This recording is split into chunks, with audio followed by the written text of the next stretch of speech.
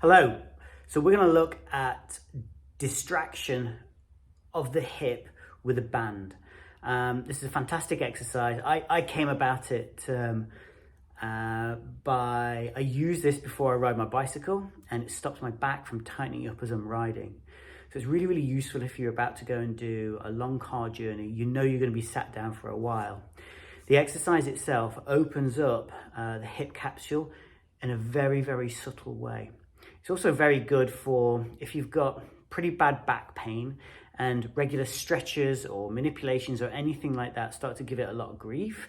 It's a very, very, like I said, subtle, gentle way of just getting some fluid pumped inside the hip capsule and just to open it all up. I usually do this every day just because it keeps my hips in a good shape. Whereas if I stretched my hips off every day, they're not going to be happy. So it's a good little everyday movement. So we start off with attaching your band to something that is knee height. Put your foot into the band and get it as high up into your groin as you possibly can. And then we're going to be side on. Take on a good amount of tension onto that band. And then we're just going to go backwards and forwards. Now, if you can imagine the head of the femur, the way it goes into the hip, what this is doing is just teasing it a little bit. Just very, very gently teasing it. Use your breathing, so breathing in. I would say do 8 to 10 passes forwards and then do some nice little circles going around. Really take your time and be conscious of how the tissue feels. And when you find a nasty spot, you can just go around it a little bit. But again, it's okay if you don't feel anything with this. It's very, very subtle. So I would go around 8 to 10 times, or maybe even for a minute or so. Once I've completed that, I'm going to put myself onto my back.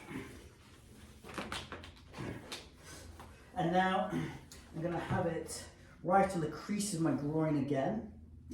Other leg's going to be down flat, and I hold onto my knee.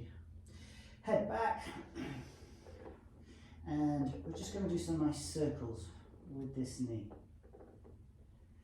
At all times, trying to take lovely, big, deep breaths in as much as you possibly can. Experiment by taking that knee out to the side.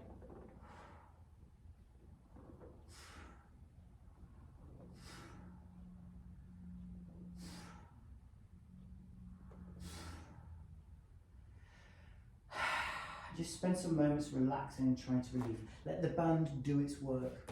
Once we've completed that, so again, 8 to 10 times, rest your ankle on top of the knee, take your hands out to the side. If you feel like you can get a little bit more of a stretch, then go for that. No movement required here. You can just do it, unless you want to do a little bit of a rock from side to side. And just let the band do its job.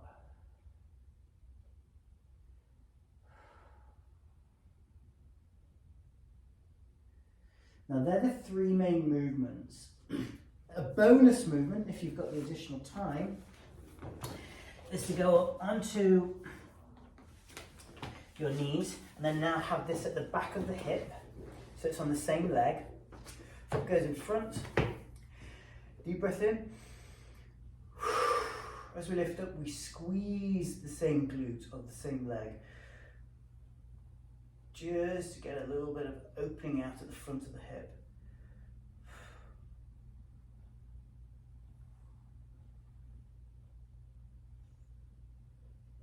And down. And again, when I do this, I don't really feel much, and that's okay, because it's having a very subtle effect on the inside of this joint. So if you can imagine, if we spend a lot of time sitting down in this position or even standing up, these joints get compressed and then these bones get sucked in.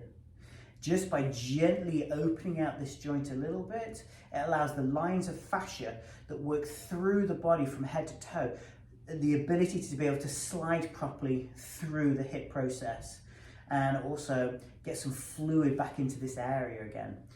yeah, this for me, this movement, these very subtle, gentle movements have been a game changer for my lower back when it comes to doing endurance-based exercises, and also enabled me to be able to squat and deadlift again in a very gentle way after 5 or 6 years of not being able to do that.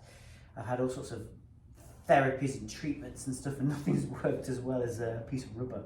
Okay, any problems with this or any of these movements, give me a shout. Thanks for listening.